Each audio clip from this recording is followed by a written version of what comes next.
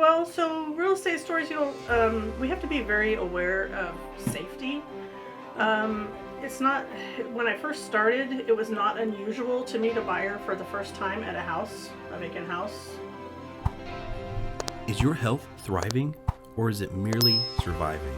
Welcome to Thriving with Chiropractic, where we unpack conditions and lifestyle challenges in order for you to be the best version of health you can possibly be.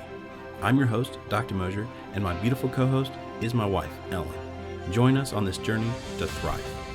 Hey folks, Dr. Mosier here, and I have Jennifer with me. You are a phenomenal real estate agent, but I have to ask, have you always been a real estate agent? No, I have not always been a real estate agent. I've been a real estate agent since 2009. 2009. So you had probably many other jobs before that, but in 2009, what made you become a real estate agent? That's a big jump. Well, when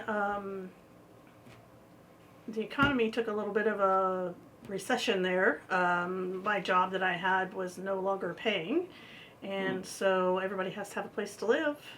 So that's what I decided to do. That makes sense. 2009, I was in college.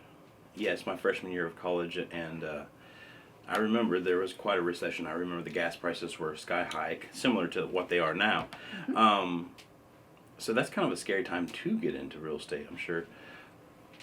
It was. It was very different than the market we have now. The market we have now, inventory moves very quickly usually.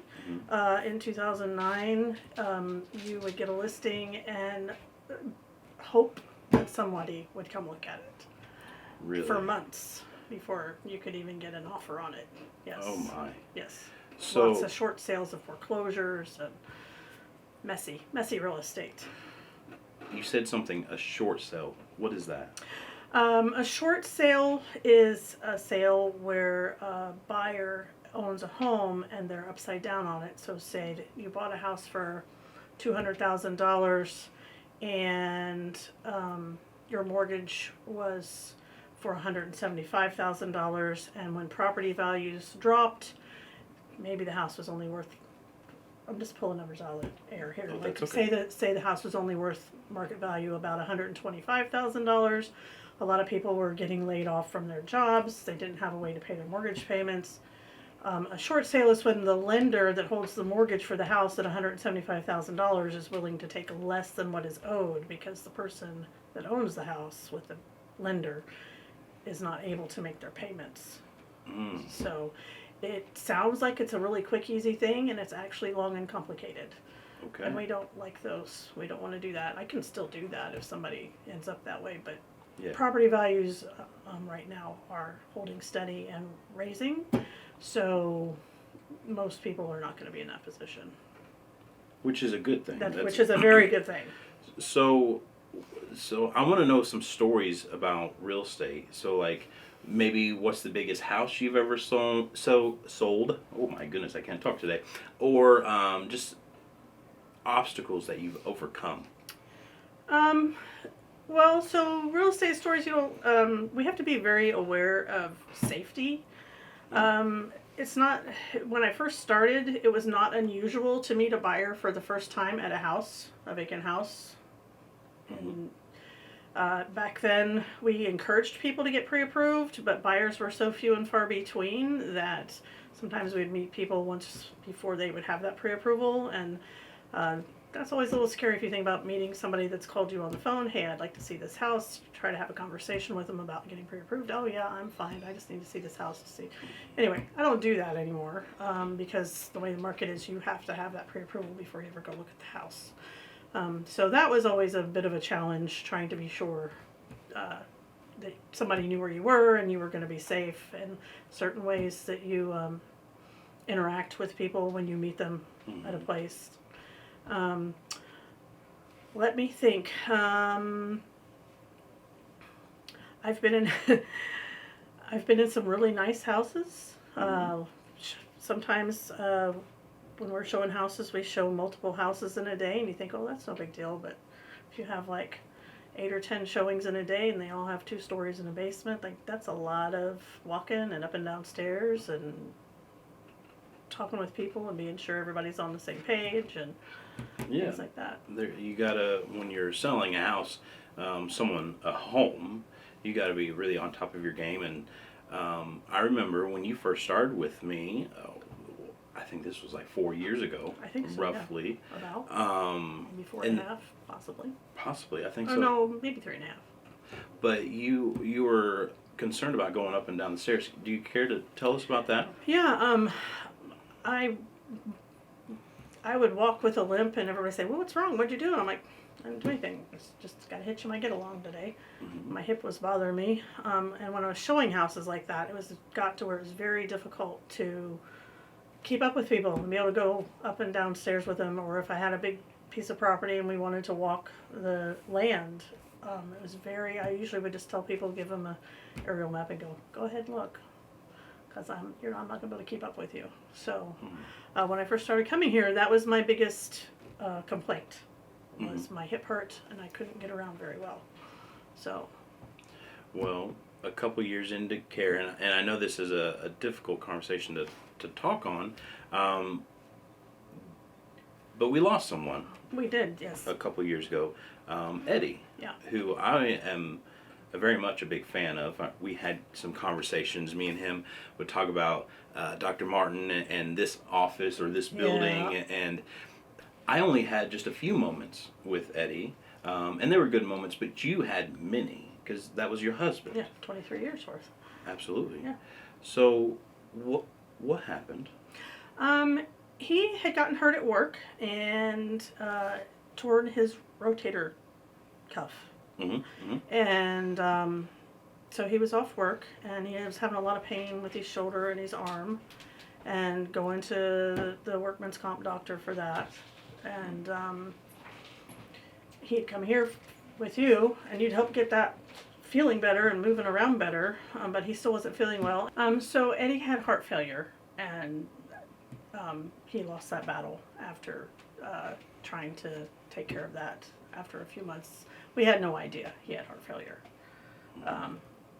So After that happened, when you lose someone, you go through a grieving period. oh yes, And that's tough. it's really tough, and everybody's is different. Like some people, maybe you wouldn't even know it because they seem like they're okay, and some people have a very difficult time with that, and they can, if we're not careful, everybody's grief journey is different, and everybody's is good as long as you keep moving. You don't want to get stuck in a certain place with that. You don't want to get so bogged down in your grief that you can't, for an extended period of time, participate in life in some way. Absolutely. Yeah. And I agree with you 100%. I remember, I'm a spectator. Right. In your grieving. Right, you are. Very much so. And during that time, this was the only place you came to. Pretty much, yeah, because also right when that happened, right after he died, is when everything was locked down on COVID. True. And Absolutely. you couldn't go anywhere. So this was your only stop. And hopefully I was somewhat of a positive light. You were very positive.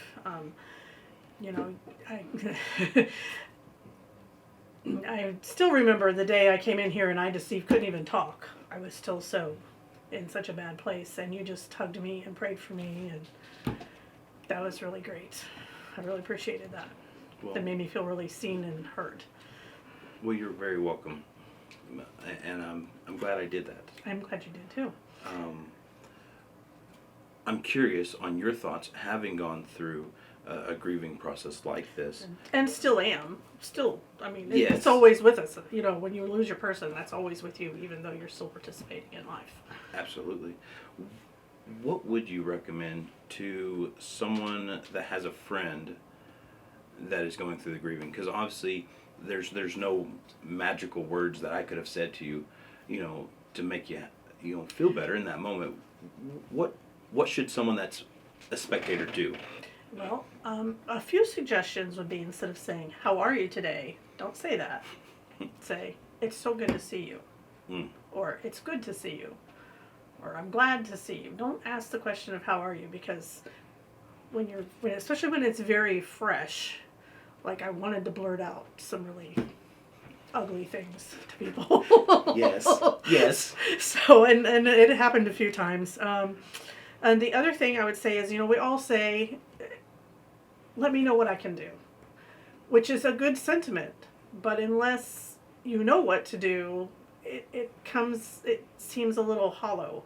I would suggest, instead of saying, let me know what I can do, just, if you know them very well, bring them dinner. Bring them a gift card so they can eat dinner. Stop by their house, just maybe for a minute. I know some people really don't like that. Just stop by their house for a minute, or just say, hey, come go with me. Let's go for a ride, or let's go get a cup of coffee at McDonald's, or let's go whatever. Instead of saying, what can I do? Let me know what I can do. Because when you're in that process of grieving, you don't know what you want anybody to do. You really don't. Like, you don't know. You can't think about that. That's something I never would have thought of. And I'm glad you opened up and shared that with us. So after the fact, okay, you started having some health issues. I did. He was in the hospital in Indianapolis, and it was right before they named COVID. Mm-hmm. And it was still coronavirus then. I'm confident that the hospital we were in is a very international hospital, a very diversified mix of people from different places.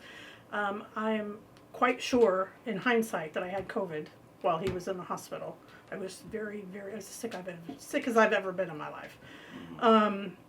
And after he died, I was having chest pains, and I went to my doctor, and she suggested, I can't remember exactly, but she suggested I see, after once or twice, she suggested I go see a cardiologist. So I had a bunch of tests and things run, and he wanted me to take some medications, and I talked with you about it and about what they had said at the cardiologist, and we started doing adjustments, some different things on the adjustments. Right. And you also recommended, you did what's that one test? Saliva test and a... Yes, we call it the heart health test. Yeah. But we tested blood, like blood spots, and then saliva. Okay, so we did that, which then came back with some suggestions on some supplements to take, and it was kind of a lot. Yes. It was really a lot. But anyway, so I started taking those, and I also listened to my doctor to some extent. And through a lot of work with also changing my diet and exercising, taking those supplements, and just I think I started coming 2 or 3 times a week, didn't I? Yeah, you did. It was kind of a big deal.